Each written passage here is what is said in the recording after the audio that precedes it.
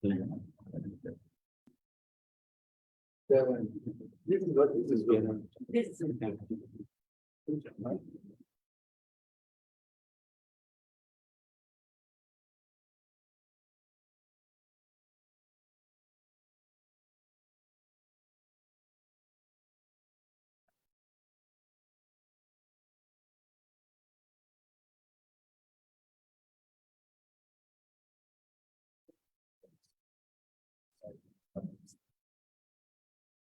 Give somebody else.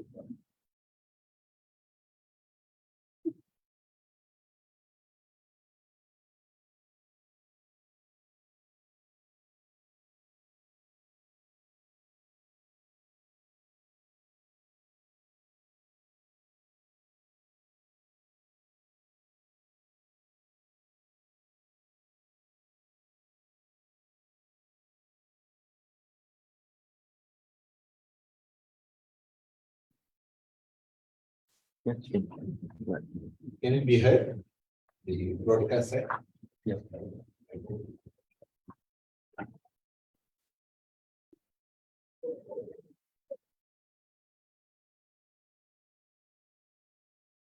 Okay, test 1, 2, 3. Are we?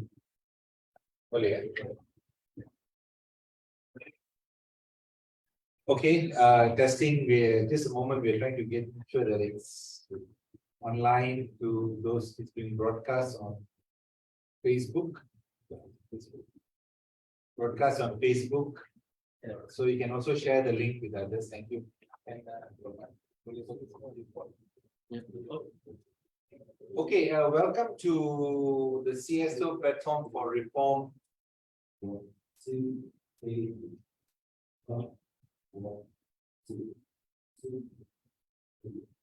Welcome to the CSO Platform for Reform press conference. We are here because it's just after 100 days of the new unity government in power.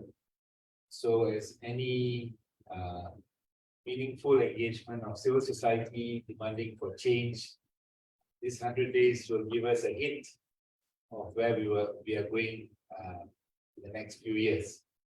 So civil society, CSO Platform for Reform, CSO is the name we use now. Many of us may know it as NGO.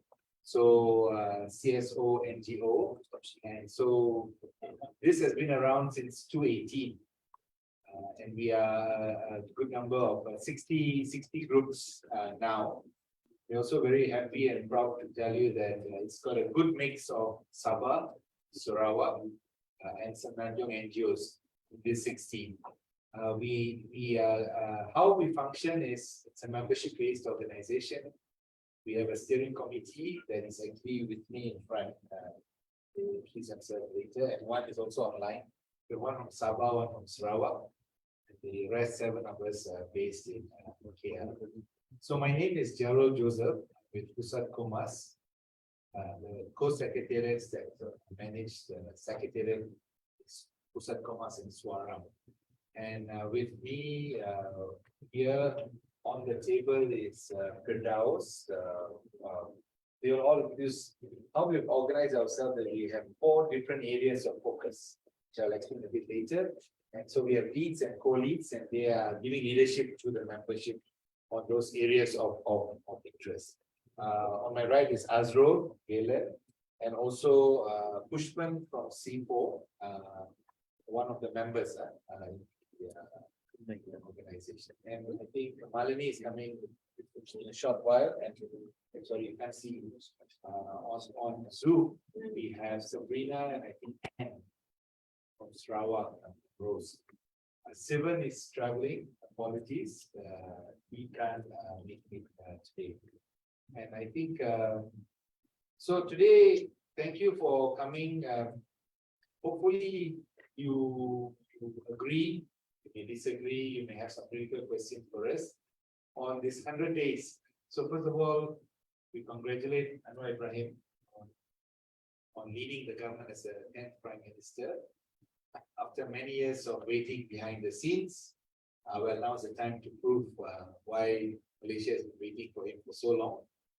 I think also we realize that the government of the day nowadays is not the old style where they will be government forever, 60 years like before. So it's so volatile, it can change anytime. And so the moment any government has is the present, the now. No more, let's do it in the future, 5, 6 years. Let's work, get some results. And I think we are motivated to find out what they can work and make happen in the short term.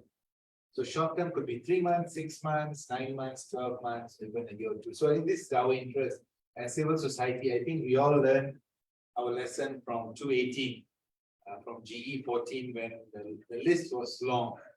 Legitimate list of reforms needed for the country. The list is still legitimate, but I think we temper it with practical need for managing expectations on the change.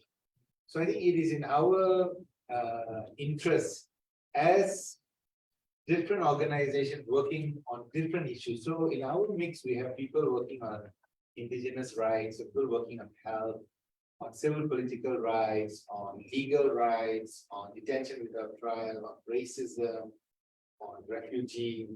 The list is a good mix, environment. So I think that mix gives us good input for the government to perhaps look at our report seriously and more importantly, engage with civil society as a partner in an institutional way, not as a partner of convenience. When you need civil society, you call on them. Then apart from that, you sort of continue business as if civil society reps have no expertise. So we're happy to also announce that we've had meetings with both the law minister and the deputy law minister, the speaker of the day one, and we're hoping to have more meetings. In the first 100 days, I must say we've not had too many direct meetings with the government, but I think now is the time after this 100 days to actually sit down and start pushing for some of the words. So how we've organized ourselves, I think you will see it, is that to make it easier, we have a short report and we've divided ourselves to 4 areas of focus. One is called governance leadership reform.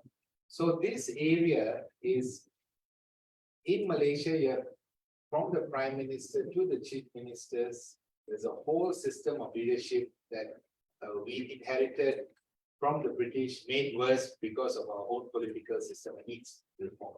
The second component is institutions reform. This is easy for us to understand. We just say we need Election Commission SPR to change.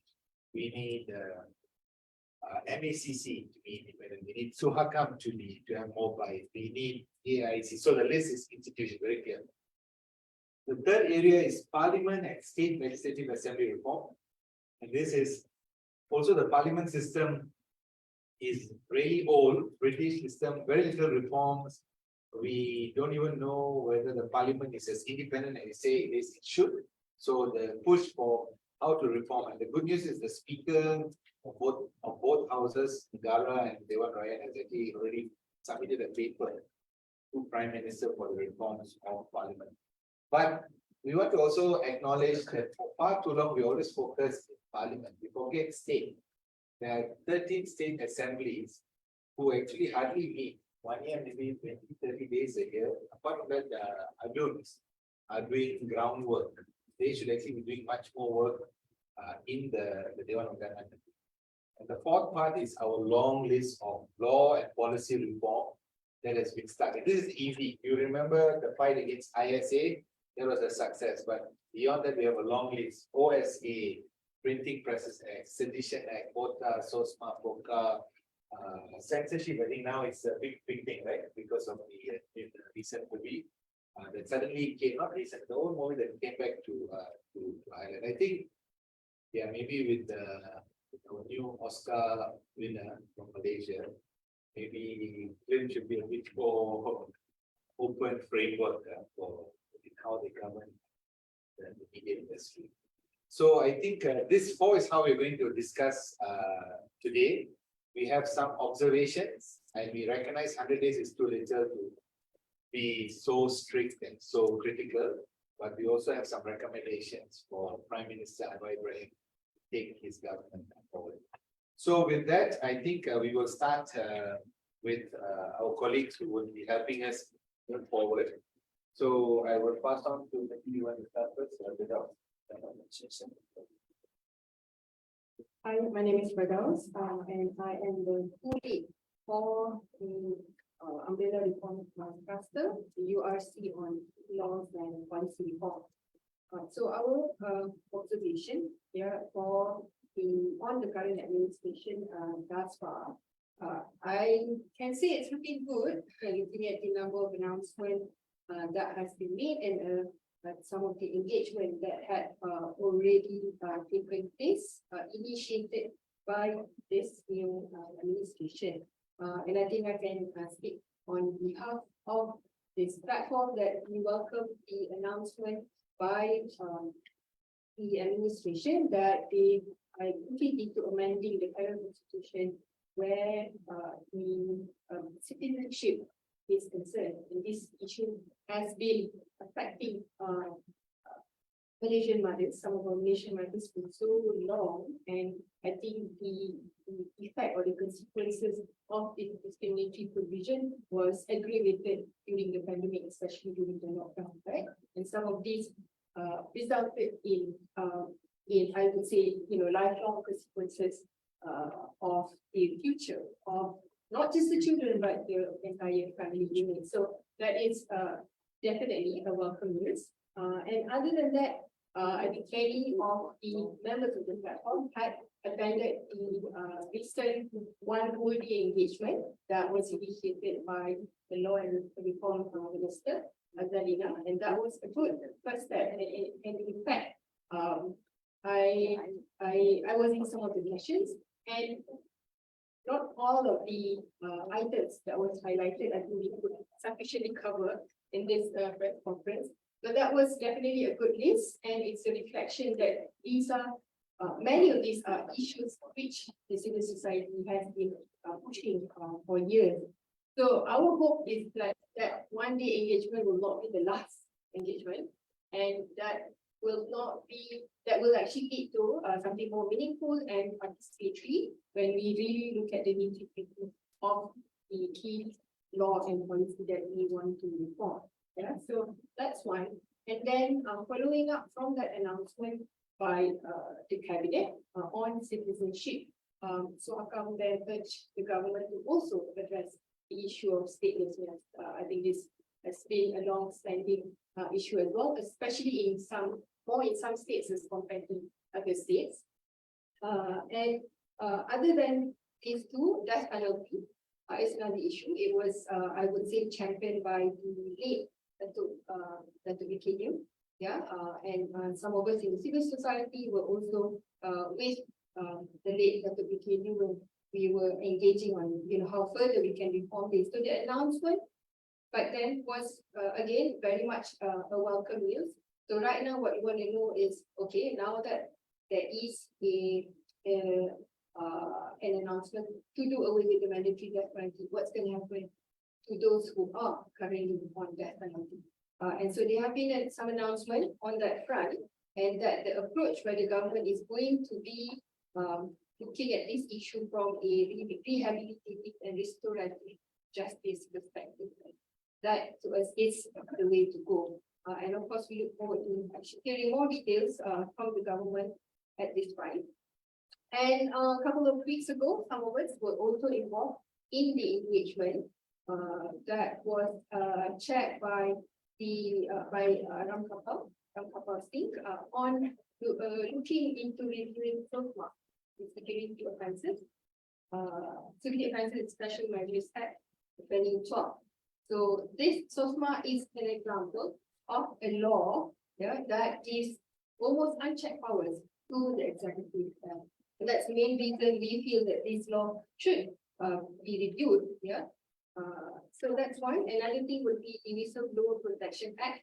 It's a bit difficult for not just my URC, but all of our URC to talk about reform if our Whistleblower Protection Act is as what it is right now. Because we want to talk about corruption, we want to talk about clean government, but the Whistleblower Protection Act hardly offers protection to the whistleblowers. So that is another area that I know the government is looking into, and we would very much like to engage with the government on this. You already have that piece of law, but if it is just another PR exercise, then why do I not have it? Yeah. So these are some of our observation. And moving forward, I would want to see that the government continues engaging with us, especially on abolishing or at least amending the repressive laws. And I mentioned earlier SOSMA, but other than that, there's also the Sedition Act, a colonial piece of legislation that is still there. The other laws that provide for detention without trial, for example, the Prevention of Crime Act, POCA, Prevention of Terrorism Act, POCA. I want to take this opportunity to stress here that the civil society is not saying that we don't care about the safety and security of Malaysians. Yes, we do. But there is rule of law, there is international standards and principles in doing that so that you don't leave room for abuse by the executive. And at the moment, not only that there is wide space for abuse of power by the executive, there is little room for check and balance by the judiciary, by the parliament. That is what we are concerned about. We are also pushing for abolition or amendment of the Printing Presses and Publication Act, and also again the death penalty, electoral reform. A couple of days ago, Brazil has just released a report, and in its report, there's 300 over electoral offences. I think that's serious. If we really want to talk about free and fair election, clean governance, that to me is something that mandates a serious action by the government. I mean, the government today is what our chair just pointed out. The government today, they might not tomorrow, and so this reform is for them as much as it is for all of us. Yeah. And I also want to take back to the pledge that the Malaysian government made back in 2018, that they would ratify the remaining United Nations human rights treaties. Also, the fact that this is the third time being elected to the United Nations Human Rights Council, and with only 3 out of 9 core treaties that we have ratified. I do think we need to live up to that standard set for ourselves when we bid for that seat in the UN Human Rights Council. Unfortunately, we haven't seen much movement here, except for a pushback when the government in 2018, 2019 wanted to ratify one of the convention. And then last 2 things, there is also a conversation to give more powers to the state government to decentralize some of these powers, and that includes looking into land law, particularly where it concerns customary land rights and orang asli lands, to look into reviving the local council elections. From our observation, it doesn't seem to be this much political will. My take is it's probably because it doesn't seem to interest. It doesn't be in the interest of anyone in the current in the current administration. But if we were talking about accountability, transparency, then there's no reason not to revive this local council election. The reason why it was suspended is has long disappeared. And lastly, Malaysia Agreement 1963. I think this has been in the current national debate for so long. And looking at the current movement within the administration and the announcement, there have been some positive movement towards putting some of these provision into action, and we hope there is more progress coming out. I'll end here. Thank you. Thank you, Firdaus. For those listening, thinking like, again, we have a long list. I think we preface it by saying the list remains long, but we know it's not all going to happen in the next magical 3 to 6 months. So, but we need the time frame for preparation. If not, it will be just left behind. So, which list of laws are we going to work on? And I think that's what we offered ourselves to the Minister and Deputy Minister of Law. Invite civil society that has expertise to be part of whatever committee you're setting up. So we will send the right person who knows the subject matter to contribute. And this can be even start work now for next year's report. But don't tell us that, well, let's see. That normally doesn't move forward. So the list is long only because the list is long. It's been a long list since 60 years from 218. But we are not impractical. We want it to happen. We want to get to incremental changes in law and policy. I think one law that is probably niggling at all of us is the law on political funding. It's been a great push. Prime Minister has mentioned it. Civil society has been pushing for it for a long time. There is also an all-parliamentary group pushing for it. But we still don't have the law. And more, state elections are coming in a few months' time again. Question mark, how they're going to raise funds without any framework, legal framework. So they need money. We all know they need money to run an election. But if we don't do it legally or in a transparent manner, you may be subject to a lot of run foul. But thank you, Firdaus, for that. So that was one of the URCs that we started with, key law policy and reform.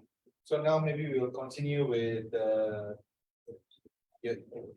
you're ready? Okay, so we'll ask Azrul to help us through with Azrul, yours is on governance leadership reform. So hand it over. Thank you. Thank you, Gerald. Assalamualaikum warahmatullahi wabarakatuh and very good afternoon. My name is Azrul Khalid from the Inland Center of Health and Social Policy, and I'll be looking at the governance leadership reform group. And it's important for us, while we are starting off with this conversation, to emphasize that at the moment, what we're looking at when it comes to this particular area is oversight over the national level issue of governance and leadership. But as what was rightly pointed out by Gerald earlier, that we have not yet gone into the state level. Where are we to governance and leadership at those levels? And it's important for us to emphasize this because there are some areas where jurisdiction is strictly within the context of the state and not national. And therefore, it's important that moving forward, we also emphasize the importance of increasing scrutiny over the state level governance and leadership issues. And I would like to just start off by saying that because today there's a lot of expectation, there's a lot of discussion as to what does this mean in terms of governance and leadership. There's also been a lot of grumblings, really, when it comes to this, because it has been pointed out that somehow when it comes to this unity government, the standards seem to be more higher than the previous governments. And it's important for us to realize that the coalition that came into power today came in by promising reforms, by promising good governance and improved leadership. And so it is by these own standards of the coalition that we should evaluate them. Because there's been a lot of complaints that kalau dulu boleh, kenapa sekarang tak boleh? Or it was previously accepted, why are you saying it can't be done today? So we are using the same standards and pledges that we brought on by this coalition to evaluate them based on that. And that is the context in which we look at the issue of governance and leadership. And you can see from the recommendations that we put out. I thought we'll start with recommendations first before we go into some specifics. And we look at some common issues that I'm sure are very familiar to many of you from previous campaigns, but also expressed by different governments. Things like limited terms. No longer should we have people at the highest levels of government to continuously hold power for successive terms, for example, for the prime ministership. chief minister, the chief of premier, and even up to the exco level. And here, perhaps we talk about limiting it to perhaps 2 terms.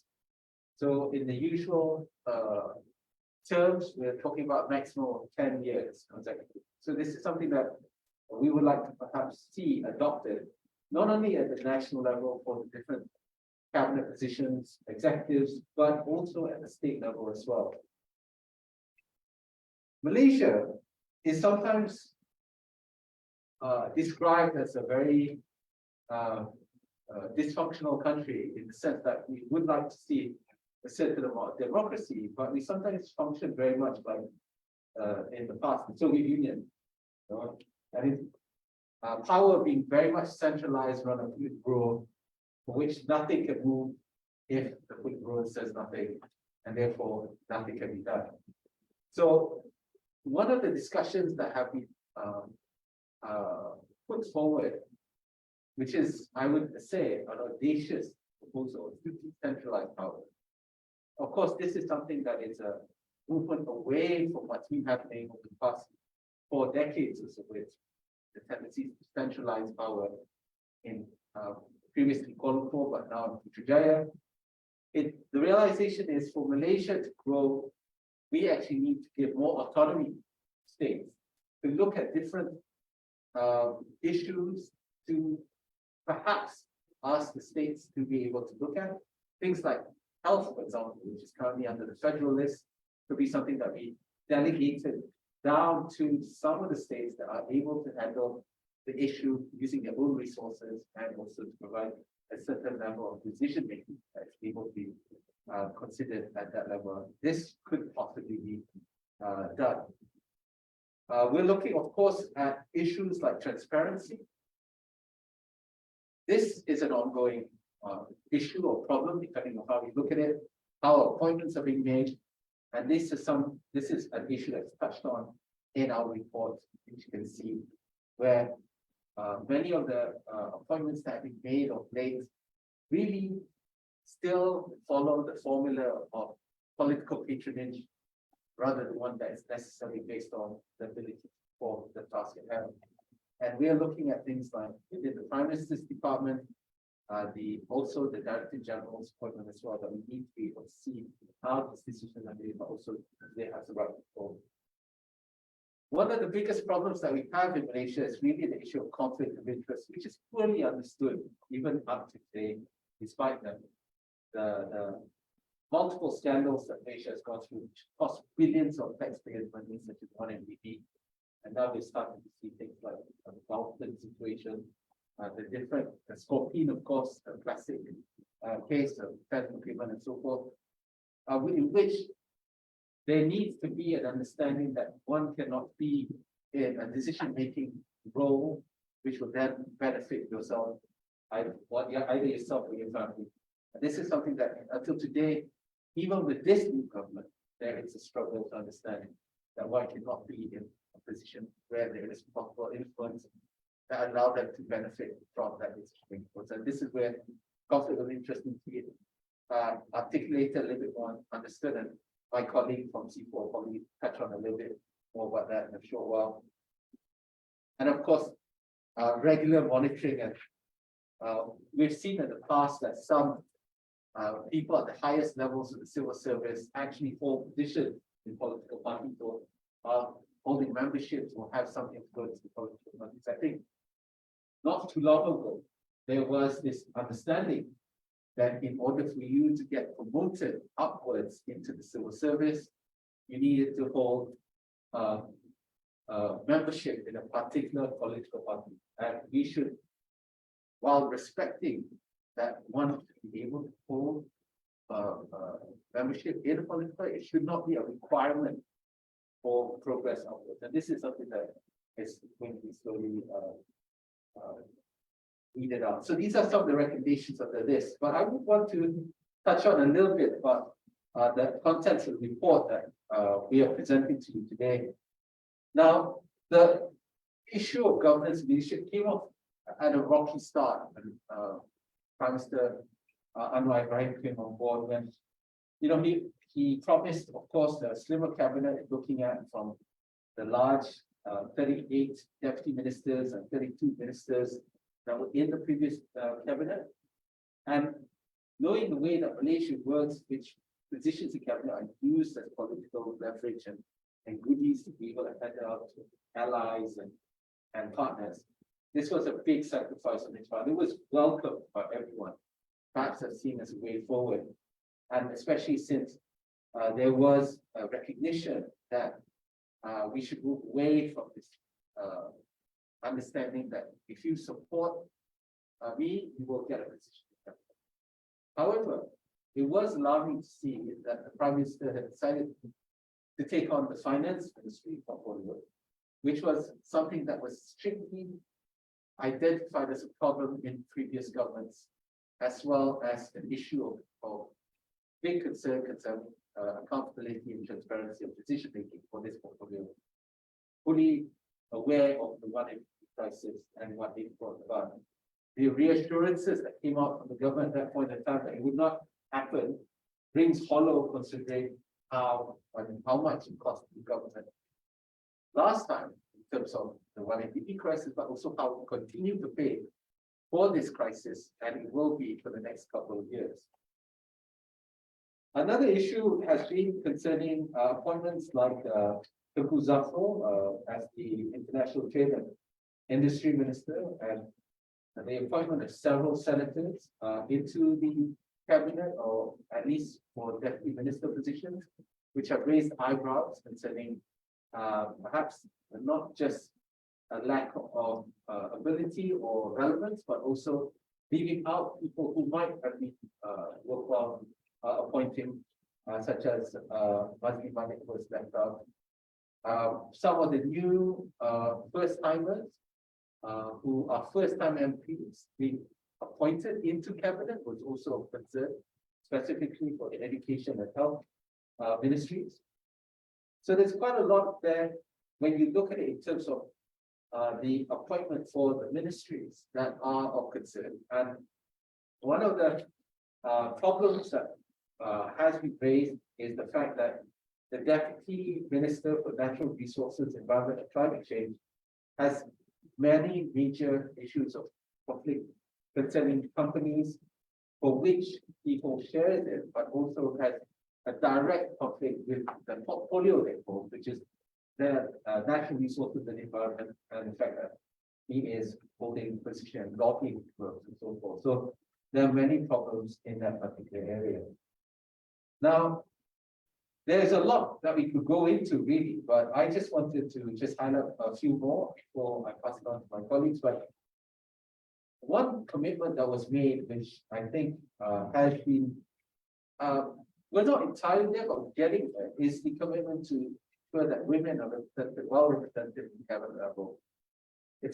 We're glad to see that 5 out of 28 ministers that are currently in cabinet are women.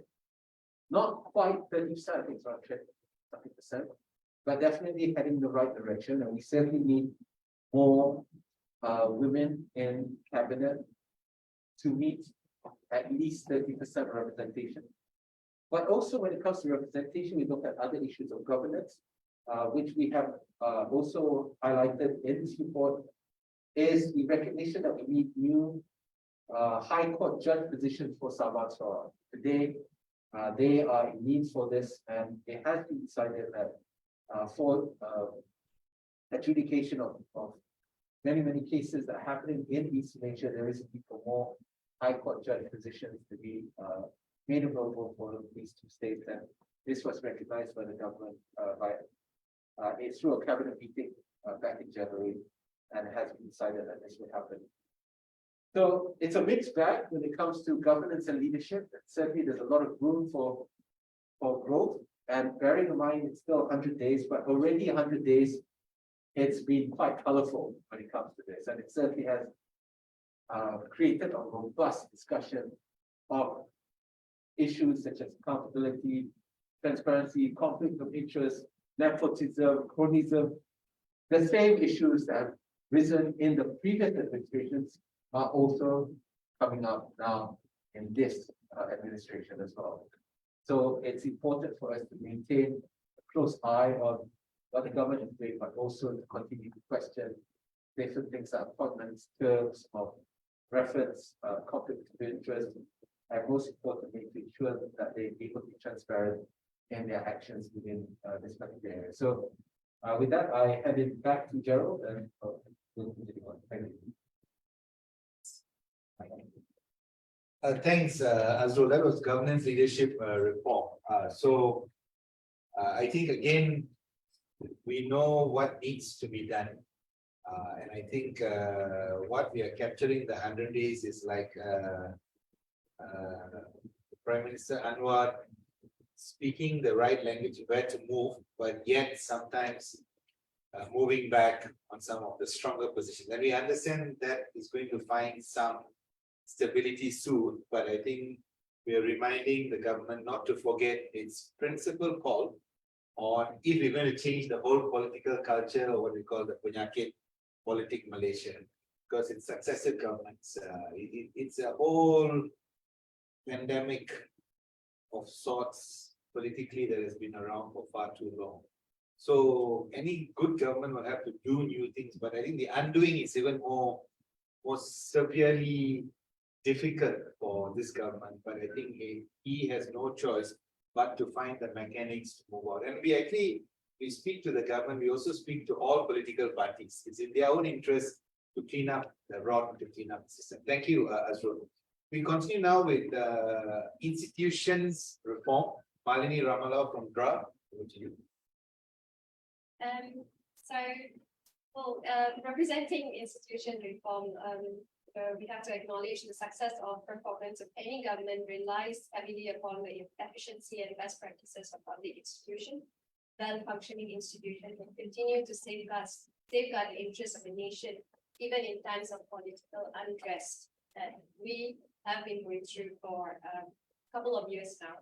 And on behalf of the CSO Platform, we also acknowledge that working towards institution reform is a long-term process and that cannot be realistically encapsulated within the first 100 days of the new administration. Some indication steps and actions have been taken by the Prime Minister's unity government that align with the focus area of call for reforms. So one of the particularly good thing that came out from Anwar's cabinet is the establishment of the Law and Institution Reform Ministry led by Azalina. I would say this ministry actually is indicating a very serious commitment by the administration towards ordering its reform agenda. In December 2022, Azalina announced plans for the establishment of a task force in institution reform.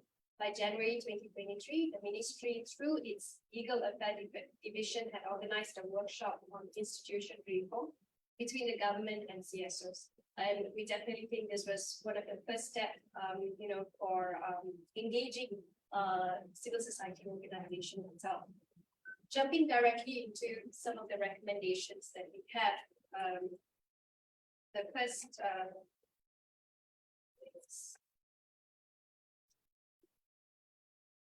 so one of the very first is the specific, some of the proposals that we have is the specific research into GLTs in Malaysia, particularly in determining GLT frameworks and concepts. The research should be conducted by a reliable GLT professional or experts. And then next would be the Independent Law Reform Commission alongside the Independent Police Complaints of Misconduct and Commissions, IPCMC, to review and draft and make laws and the related processes equitable, modern, fair, and efficient. At present, the bill passed to the Dewan Rakyat is the Independent Police Conduct Commission, which is IPCC bill, which is considered to be a watered down version of the IPCMC, and that it protects the police rather than holding them accountable and does not meet the expected institutional reforms. The Independent Commission on Land Rights, the 18th recommendation by SWACAM in the 2013 National Inquiry on the Land Rights of Indigenous People, is to ensure that indigenous land rights issues are addressed effectively. The functions of the Commission, among others, should be to advise the government on laws and policies related to indigenous people, propose and monitor sustainable development programs on indigenous people land, promote participation of indigenous people at all levels, and conduct research on issues related to the well-being of indigenous people. The commission members should be composed mainly of indigenous people, representatives that receive the support from and acceptance by the indigenous people of Malaysia. That will be the fourth recommendation, is a national unity commission with inclusive participation from experts, relevant stakeholders, and CSO.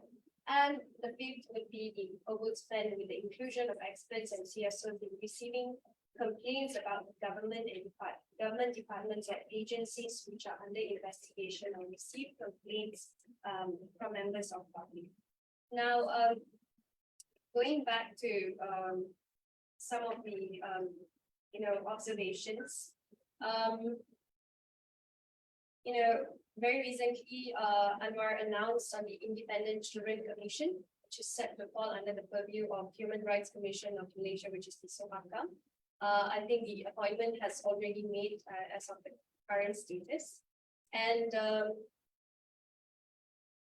as Alina said, it will serve as an independent statutory body to hold inquiries and investigate complaints about violation of children's rights. The Commission will also advise and assist the government in matters of legislation enactment, administrative instruction and procedures, and recommend actions to be taken. In addition to ensuring compliance with international standards under the CRC and other related international agreements. The Commissioner would also take the lead in the process of establishing the Children's Commission through the drafting of a special act. It's definitely one of the most notable strikes to child rights, which was announced. And also the Home Minister very recently said that children detained at immigration detention depot would soon be transferred out to the care of non-governmental organizations specializing in children welfare. This victory also indicates the government commitment towards safeguarding children's rights and interests, but also that NGOs and CSO are relied upon each other as trustworthy and strategic partners. And among others, going back, as Alina had also said in statement that among a key focus area was separation of power of the AG and public prosecutor to preserve the independence of public prosecutors' discretion. In the same way, Anwar actually expressed the similar sentiment to ensure no political interference in court cases and judiciary independence. And as for the corruption issues, Anwar has said that it would provide leeway to the Malaysian Anti-Corruption Commission, MACC, to act and investigate fully. However, at this time when the statements were made, Azam Baki continued to serve as MACC Chief Commissioner and was still in the office today. So despite his stock ownership scandal and internal investigation conducted, and Anwar has not made any comments in that regards.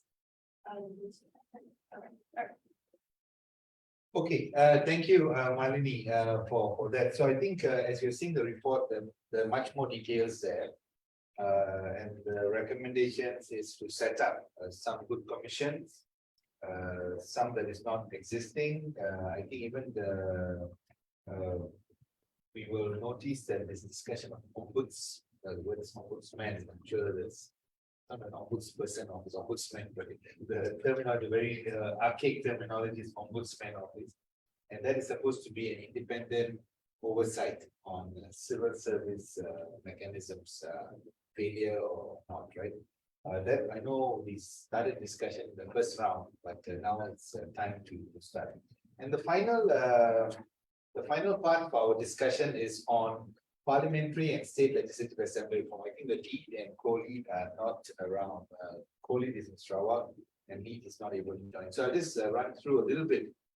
I think we already mentioned Parliament needs reforms. The question of Parliament independence, what does it mean? I'll give you an example.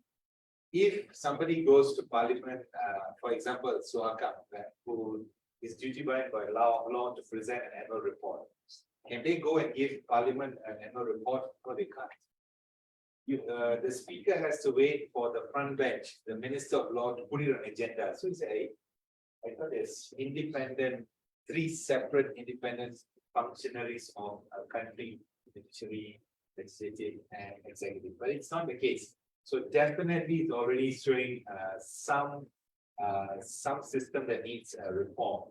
So the Parliamentary Services Act needs to be renewed and amendment to the House of Parliament's Privileged Powers Act needs to come into play. I think we need to play a role. Civil society needs to actively input because we have been always waiting on the sidelines or outside the sidelines. Some civil society have been trying to go in with the memorandum. They stopped not at the gate, but very far away from the gate to Padang Merbo. So we're wondering why.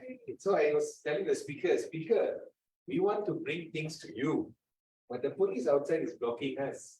So you should not tell the police not to disturb your powers of separation. So this becomes a question. Can he direct the police to enable people to come to the house to give something to the municipality? So questions like this. The second point is the Parliamentary Special Select Committee. It was started in 2018, one or two started moving, and I know this because when I was in Suakam, Suakam was an ex-official for one or two of the select committees. Good start. But I think what is lacking is members of parliament of the select committee don't seem to understand their powers as independent entities to be oversight to government. So when we go for this meeting, suddenly you ask questions, you say, you all should have a public hearing. You should do a visit. And then they turn to the parliamentary secretary and ask, can this be done? I'm like, you are the parliament. You should enable a role and function, call people in, check. So I think that needs to be revamped. And MPs, maybe we need to go back to the older MPs who can remember how powerful the select committees were in order to example, I hear, I'm not sure, but you can check. In history, members of parliament could even visit prisons. But now it's not happened. You ask them, you say, oh, can we do it? I don't know.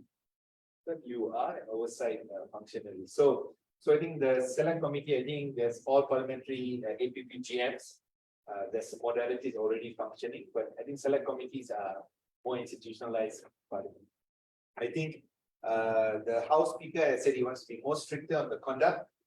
We applaud that because we want parliamentarians to focus on the issue at hand, not shout down each other with all kinds of drama. We are realizing the drama is now live telecast, so more drama. I'm not saying no live telecast. Live telecast should continue. Okay, but also part of this is the code of conduct and code of ethics for parliamentarians should be instituted. I think debates and for MPs should be supported by research. How big is our research unit in the parliament? Is it 20 staff, 100 or 1,000? Australian parliament, I guess, 1,000 staff supporting the Australian parliament. Shouldn't we have more than MPs going knowing data? So data now becomes very important for members of parliament. So you don't make some strange allegations of food that can cause some diseases, when the food is low quality, but this should be only data-based, not what you think. So I think there's a lot needed for parliament, but let's transform that to state assembly. The state, I think, has got away too easy. I sometimes wonder why do we elect an adun if they only go to parliament for so few days. I thought the state is really the floods during COVID, state. Poverty, state, roads, state, health, you localize, dengue, there's a lot of things the state should do, can do. Land rights, I think they mentioned it's not about land. But if they sit so few, does that mean they don't have much work? No, I think that's not the case. But somewhere other in the history, it looks like their framework is come once in a while, pass a few bills, and then go down to the ground. But the question is, where's the select committees in the state? They should have oversight in the state. I think Selangor has one or two, Penang maybe one or two, but I think we need to also look at that. So I think this is some of the issues that are being working on by the parliament, and great for speaker both Dewan Raya and Negara to already institute some findings, some recommendation, and I heard Prime Minister Anwar Ibrahim has agreed and Cabinet is talking about it. So our recommendation is, as I mentioned, the select committee, how can we reform debates to have more time? Parliament needs to sit longer. Parliamentarians are appointed so that they can debate for us. But they are always thinking of when to run back to the constituency to have some person, have some road problem. So how can we reform that? Because that's not only MP's problem, it's also us, Rakyat. Rakyat don't see our MP, we get angry. Yeah, why are you not there? There's a problem. Why? So if we keep getting angry, so how can we have a balance that they still touch the base, but have enough days? So I think the days in Parliament must increase quite significantly. Petition submission. If the Rakyat cannot go to Parliament, it's so difficult, then susah lah. If you have to walk, you have to get permit, you have to wait outside, you're blocked. All the old stories we know, and that shouldn't be the case. It should be, and I want to quote the Speaker of Dewan, Brian, when we met him, he said he wants to merakyatkan Dewan. He wants to make the Parliament the house of the people. I think that's a great framework. The appointment processes of Speaker Deputy can improve, and also I think we have to start looking at Dewan Negara. I mean, sadly, Dewan Negara always been used as has been labeled as a rubber stamping body. It should not be. It should be the second tier of check and balances on what's the debates on the lower house. So these are some of the recommendations we have picked up, and CSO Platform is ready, excited, and wants to work with this. All this within also the framework of the MA63. There's a lot of energy moving forward, and we've also commended the government on some of these focuses on MA63 allocation or reallocation of funds with autonomy, 50 million below they can decide. More decentralization, some even talking about the school at the state level, schooling, health. So some parts how to make the meaningfulness of our Malaysia Agreement 63, its original sentiments to be brought forward now. I think that committee is something that has already started to work, and I think that's a good way. Example, the cabotage policy, where the ships have to come here first and then go to that side, and that already needed additional cost. So they're not allowed to go direct. This was some historical frameworks that we needed to do that because of infrastructure. But I think that is old. Infrastructure in Sabah Sarawak can manage big ships now in some ports, or the government has to enable direct movement of goods in order to bring down costs. It's always unfair. When you go to Sabah Sarawak, you buy the same barang here, there. It's always 30 cents, 40 cents, 50 cents, more. So that's a little bit of our reflection of 100 days. Congratulate the Prime Minister Anwar and his cabinet for moving forward on the agenda. We realize that a lot of roadblocks, but we are hoping it doesn't give up. And we as civil society are here to work with him, not anecdotally, but institutionally. And we have the expertise. We may not be members of parliament elected, but we are independent, embedded individuals and organizations in society who can actually bring strength and add on flavor to the work of government. And we are ready to do that. We're ready to do that in state parliament, federal parliament. So we remain open to that partnership. So thank you very much, everyone. I'm not sure if there are comments or questions up, but there is one question I think up. But I also want to recognize there are members here from our. There is Kwan here from our membership. KC Kwan from the Stateless Malaysia Citizenship Movement, right? And Global Versailles, our friends, our partners, and Awang from Pusat Komas, and also we have colleagues here from India and Malaysia who supported the Secretariat for years. Thank you. And I think also many people on top there from Secretariat. And, so what's the question, please? If there is a comment or question. Yeah, okay, I'm looking at that. Right. What about MP attendance in Parliament? Last week, Speaker halted Parliament for lack of quorum. Okay, I will engage over problem. Any feedback, any comments? Anyone wants to take this to respond? What to do with the lack of quorum? And nowadays we cannot take the rotan because caning is not allowed, not a good thing. So last time old school boleh rotan anak-anak, sekarang tak boleh sudah. So any feedback on that? Anybody else? Yes. Thanks, Gerald. This is, as you said, every government, every parliament, have the same problem. And it's embarrassing. Because it's, as you said, the reason why Wakil Rakyat or members of parliament are elected is for them to do the work from a legislative point of view in their rakyat, not in the constituency necessarily. So what I would propose is that on the parliament website, list down the tidak hadir, hadir dan tidak hadir list for people to be able to see for themselves and check out their the attendance of their Wakil Rakyat. And at the end of each session, to publish a percentage of attendance for the different Wakil Rakyat. I know this has already been done, but I think that's more towards the end of the entire parliament than you see the data. But I think we should be able to see daily and at the end of the session so that we can give it overall passport. But if you corrupt one thing, but the problem right now is that we don't know. So if we don't know how much attendance does that person have, because don't forget, rakyat bayar gaji untuk di parlimen. So kalau penting tak payah bayar, that's why we do that. I also just want to highlight that there are some initiatives from among the civil society to highlight MP attendance or lack of it, like the My MP website, for example. That's one initiative that my organization supported, and it's good.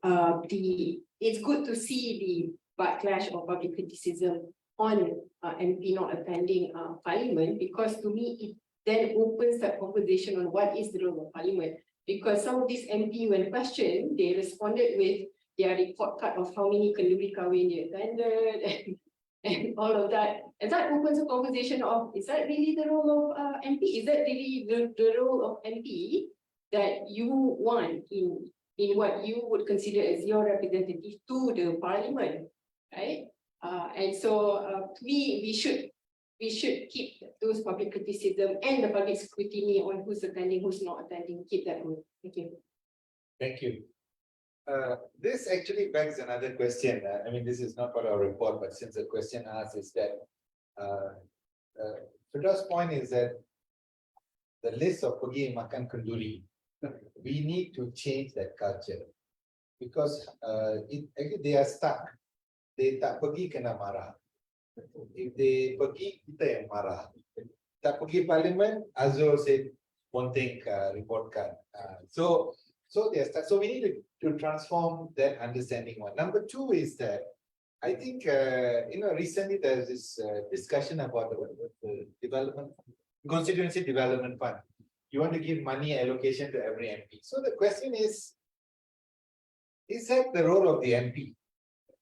Yeah, the development. Are we saying our jabatan all tak boleh pakai? Can't be that, right? Because so many jabatan. So if the constituents need some direct services support, there must be direct lines where they can go and get it. But why should the MP be the development funding officer? So this framework where they come to as MP or an ADUN to seek that financial support is where a lot of the need for big money that I think C4 has been fighting. You want to add something on this? Yeah, maybe just add a little bit on what we're discussing. Actually C4, our position is that we agree with that actually reduce the constraint funds. And I think that actually is a good start to trigger the debate. Whether whether we want to have funds available, or should we start off with that kind of reduction and then engage people, CSOs, to discuss whether we want to continue in this channel. Educate the people the fact that this is not their duty. Duty is not to go and look at locales. So that they go to school and see whether you've got enough aircon in the school or fans. It's a waste of time for a function of an MP. So this could be a good way to trigger and also initiate that kind of discussion. So we actually stand behind that. We think it's a good move forward.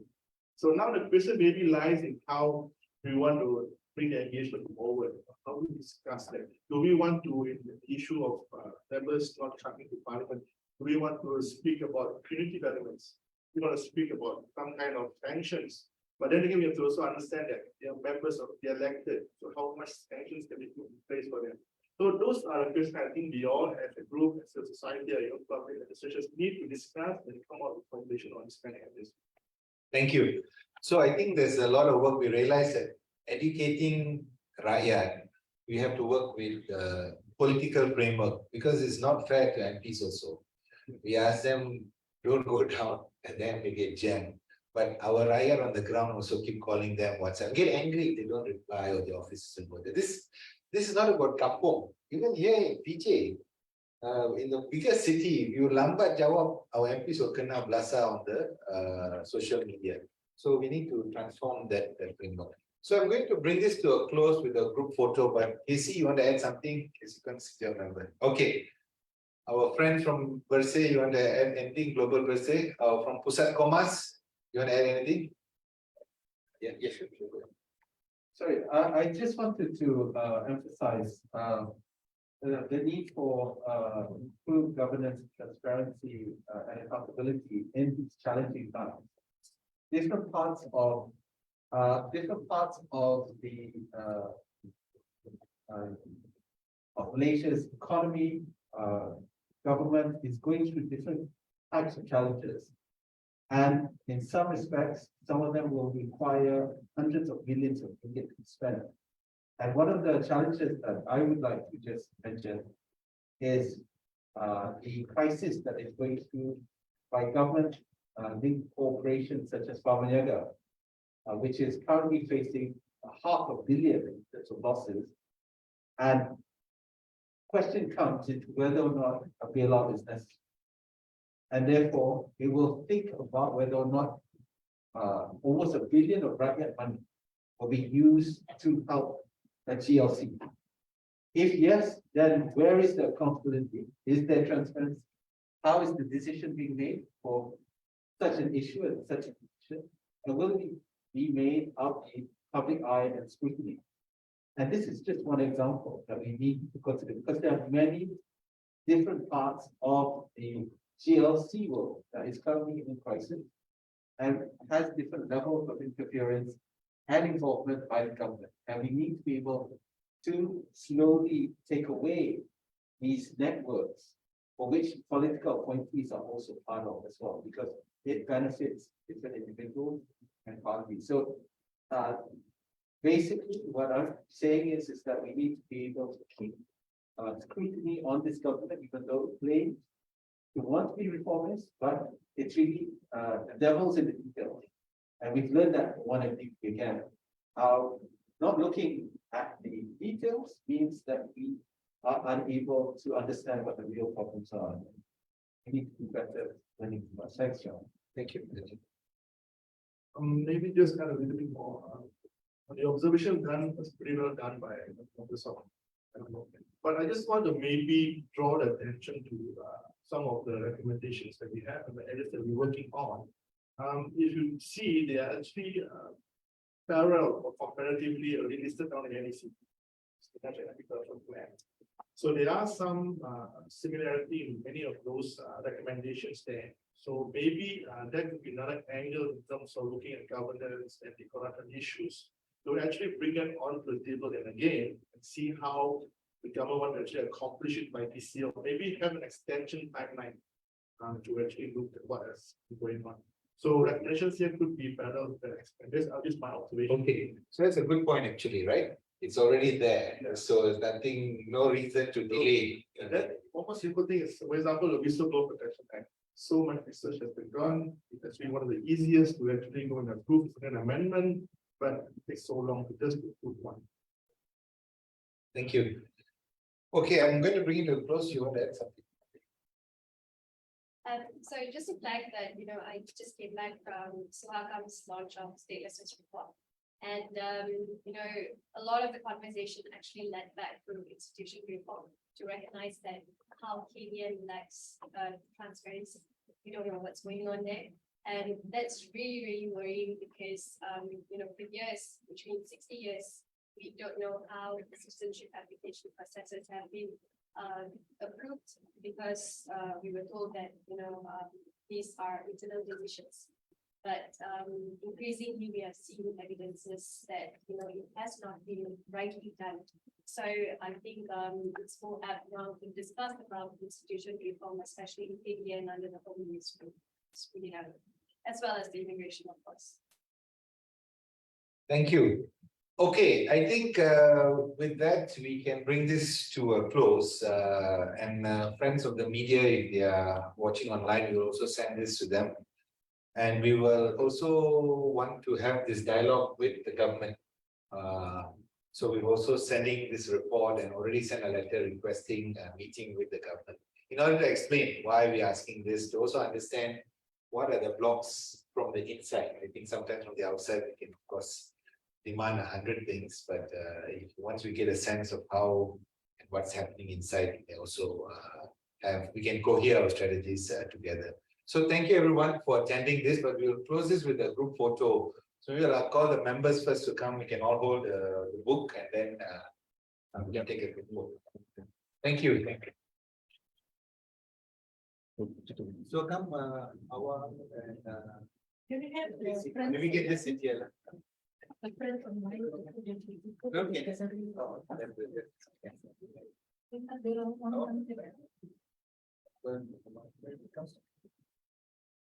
When they join us, you can also friend. No problem.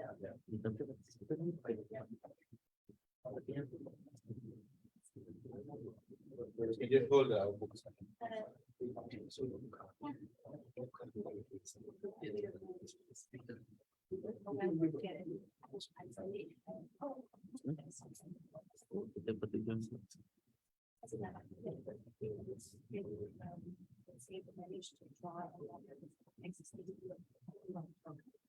Okay, are we?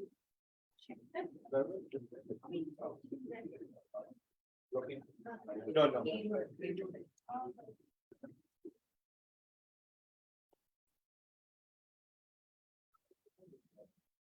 Oh, your thing. Oh, thanks. Ada expert. So,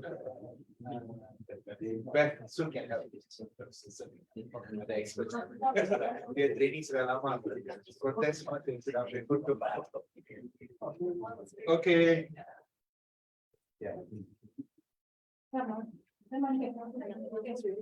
Maybe can pinjam a report. One more report. Yeah, one more report. Okay. All right. Okay. Ready? 1, 2, 3. 1, 2, 3. 3. Last 1, 3, 3, 3. Right. Okay. Thank you very much. Thank you. And coffee and tea is outside, so get before you rush off. Very well. Okay.